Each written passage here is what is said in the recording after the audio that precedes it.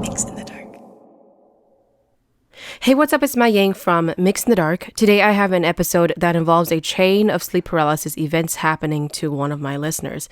I usually try not to work with sleep paralysis stories only because they all tend to sound very similar to each other and it could get a little repetitive for my listeners.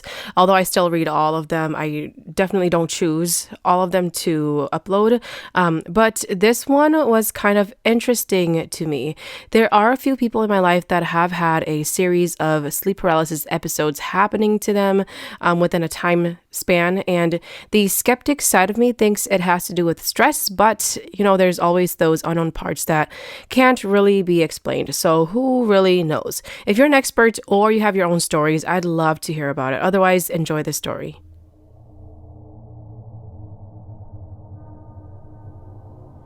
This is a story from when I was a college student not too long ago. I lived in St. Paul, Minnesota, but I went to school outside of state. It was a 2.5-hour drive away from the Twin Cities. My college campus is a small private liberal arts college in a small town located in upper northwest Iowa. My first year of college was a great experience with a new life, new friends, and a new learning environment. Although that was the case, I was mostly homesick and missed my home foods. When the pandemic hit at the beginning of 2020, it was a new shift for every single student.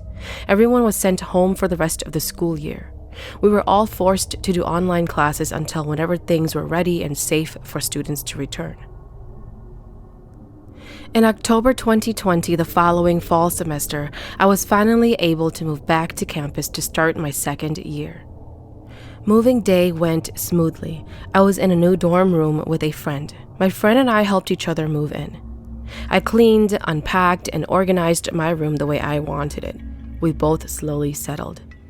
My friend and I shared a suite with a connecting door in the middle of our rooms. We also had our own exit door too.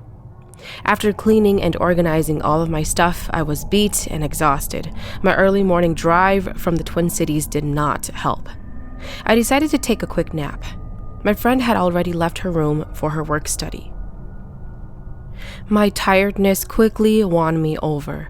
I probably fell asleep as soon as my head hit the pillow on my bed.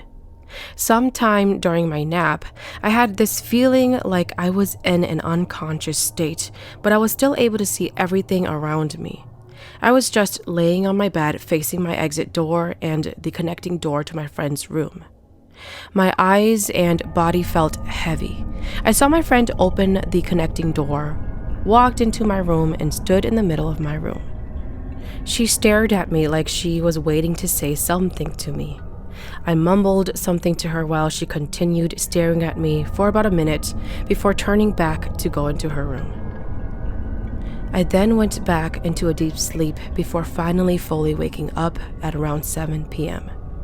Later that night, when my friend returned back to her room, I asked her about her coming into my room earlier and if she had a question for me. She just looked at me and told me straight up, no. She explained that she was at her work study until just now. We just silently stared at each other before deciding to brush it off. I thought that maybe I was just too tired and I had a weird dream. It was now my first weekend back on campus. I slept in and remembered that I was facing the wall when it happened again. Somehow, I was dreaming, but I was still able to see a perfect view of my back. I saw an Asian woman around her early 20s standing behind me in my dorm room. She just stood there staring at me. She came closer to me, climbed onto my bed, and peered over me as she laid down next to me where I was facing the wall. This was when my body became heavy and paralyzed.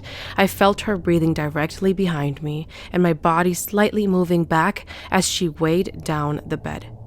I tried to force myself to wake up. It took just a few seconds. I jumped out of bed, still feeling her breathing and her body presence beside me. I stood in the middle of my room, dumbfounded and feeling a bit creeped out.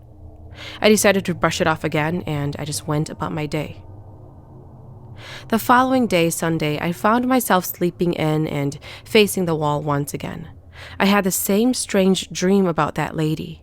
She stood in the middle of my room again and then slowly came closer to me. When she finally got to me, she just froze and stared at me. Once again, I felt my body lock and stiffen. This time, I felt her hand touch my back. She rubbed her fingers up and down my back like she was starching my back. I quickly jumped up and out of my bed. I was shocked and creeped out at the same time. I still felt the sensation of her fingers rubbing against my back while standing up. It took some convincing for me to confidently say that it was just a dream and that I should just go about my day. Later that evening, my friend and I decided to make some Hmong food in our dorm building's kitchen. I forgot what led to it, but I brought up my odd incidents to her. I remembered telling her not to be scared. I really didn't know how to comfort people when it came to experiencing paranormal activities. After telling her, I called my mom and told her what happened to me. My mom assured me that she trusts the situation wasn't a joke or made up. My mom had her own share of scary experiences on her own in the past. She told me to be brave. My mom also told me to chant my uncle's spells that he taught me a while ago when my family went to visit my relatives in California. She also wanted me to return home the next weekend. I did what I was told. I chanted the spell whenever I woke up from a nightmare or when I felt like I was going to experience something. When I returned home the following weekend, my mom gave me some Hmong herbal plants to protect me and guard my room. My dad crafted a wooden Hmong knife out of a blossom tree branch for me to bring back to school. He told me to place it under my pillow or next to my pillow. The crafted wooden Hmong knives and swords are meant to scare and fight off spirits. Sunday neared, and I had to dread the reality that I was going to have to drive back to school and stay in that creepy dorm room once again. Whenever I was alone in my room, I heard noises coming from my friend's room, like someone was in there going through her supposedly empty room. Even in my own room, where I had my own personal private space, I often felt scared. I would always chant and hold the wooden Hmong knife every night until I fell asleep. From then on, I kept having weird hallucination dreams every single night. I kept feeling the presence of the lady in my room. I kept having this out-of-body experience and kept experiencing sleep paralysis every single night. I always felt like there was something sitting on top of my chest while I felt its glare in my face. Even my naps were affected. Sometimes it just came as a young toddler, sometimes it came as a kid, sometimes it came as an adult woman.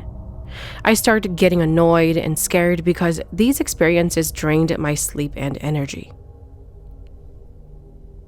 One evening, my friend and I decided to go grab some dinner at the Student Activity Center. While waiting for our food, we somehow brought up the topic of my experience in the conversation.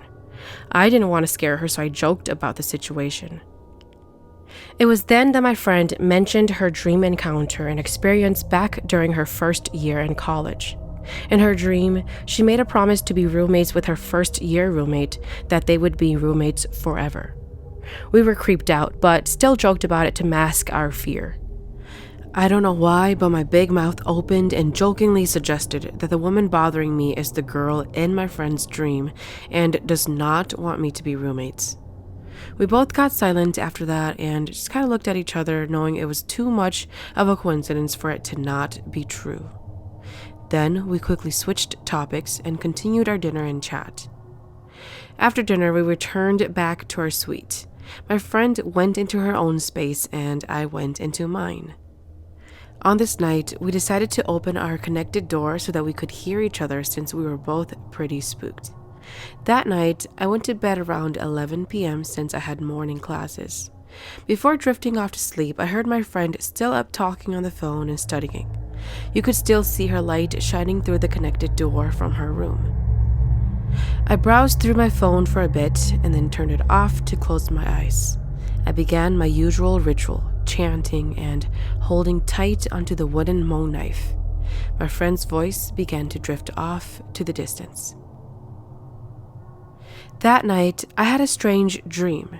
I was laying in bed and for some reason, I was staring straight at my desk lamp, which happened to still be on. I saw a huge dark cloud of shadow coming through the connecting door from my friend's room. It snuck through to my room. The huge dark shadow gradually filled up my room, making it pitch black. I sensed a figure standing somewhere in my room, staring right through me. I knew right away that this was going to be another experience. My body became stiff and went into a heavyweight sleep. I tried to move and forced myself to wake up, but I could not. All of a sudden, I felt a female figure crawl over from behind my headboard bed.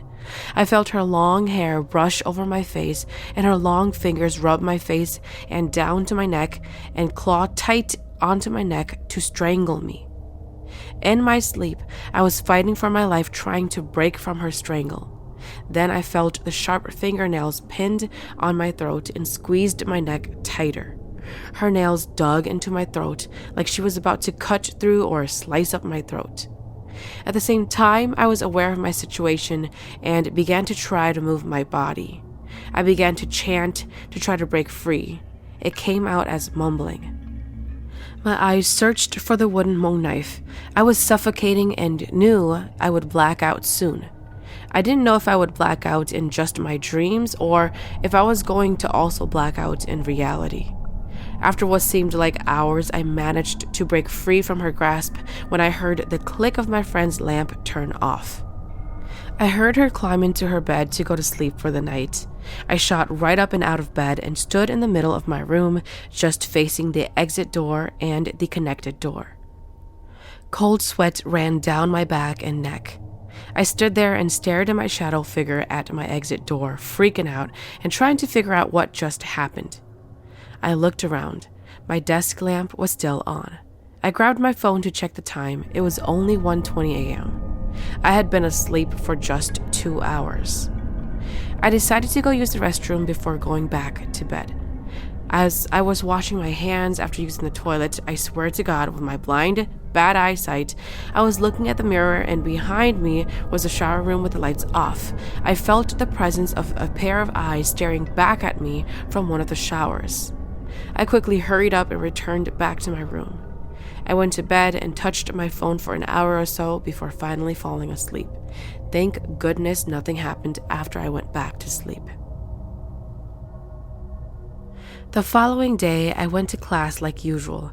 As I was about to start my second class, I felt a burning sensation and irritation from my neck all morning long.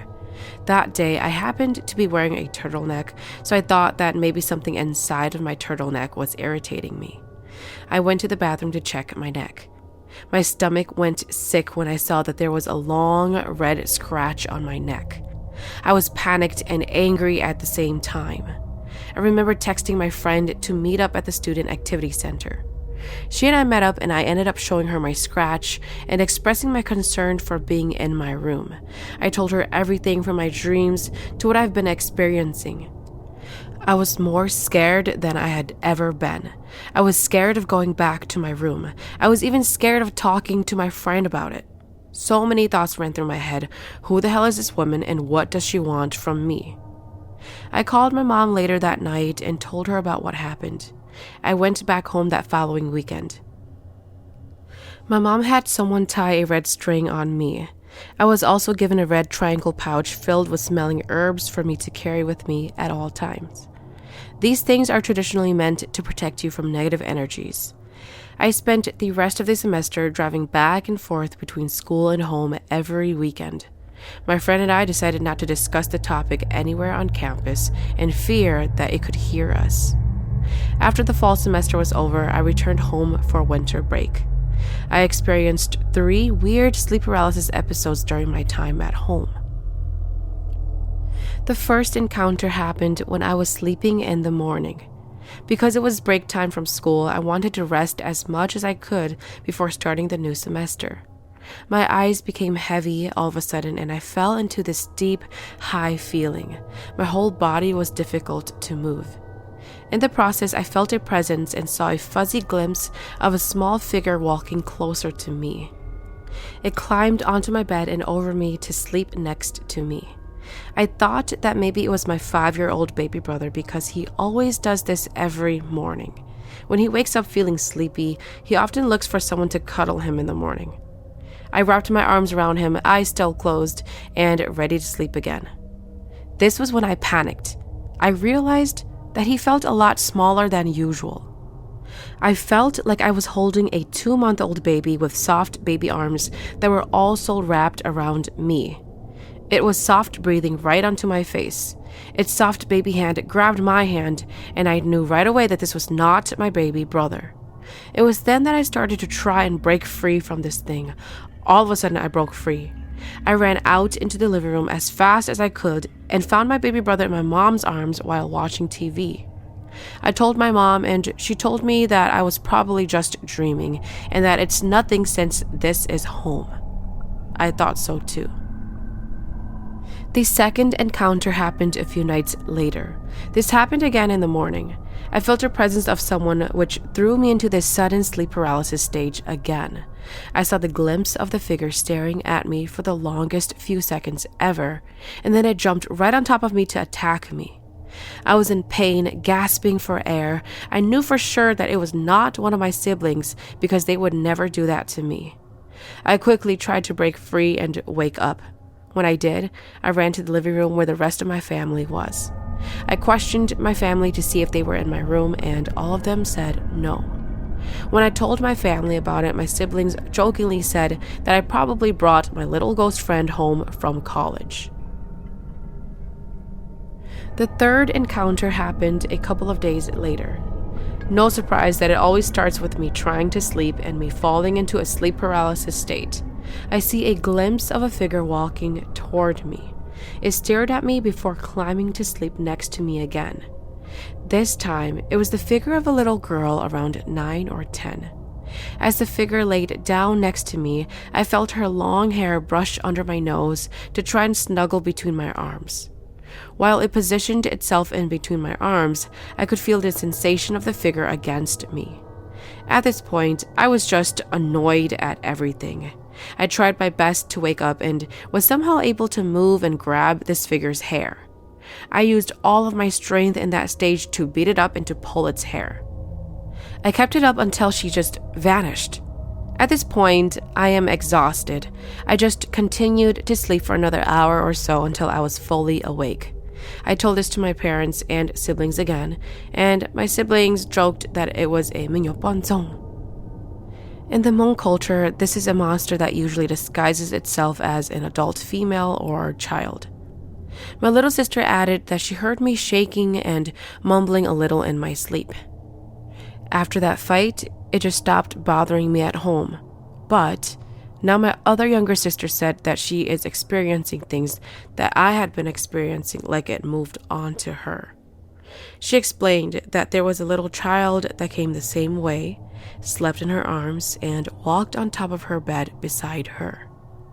As I continue with my life that year, I still occasionally experience my sleep paralysis episodes. Even when I walk across campus back to my dorm late at night, I would feel the presence of someone watching from the corner of my eyes. My parents suggested that it was best to not mention or talk about it. I have since learned to keep all of this to myself. I just graduated college this spring. Somehow I managed to survive all 4 years. During my last and final semester of college, I created 10 huge pieces of illustrated artwork for my senior project. This project had great meaning for me. As I was working through this project, I had a lot of mixed feelings, but I also slowly began to let this memory and experience go with each individual piece. Each brushstroke encouraged me to finally face my fear and anger.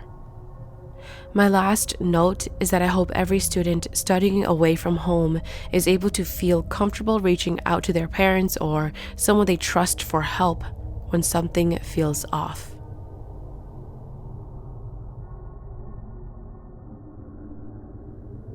Thank you for listening to Mix in the Dark. I am your host, MaiYang. Mix in the Dark is available on Spotify, Apple Podcast, or wherever you listen to your favorite podcast series. If you have a story that you would like to share, please send it to myxinthedark@gmail.com. If there's a story that you really enjoyed, feel free to hit up my tip jar on Venmo. Just search Mix in the Dark on the business tab.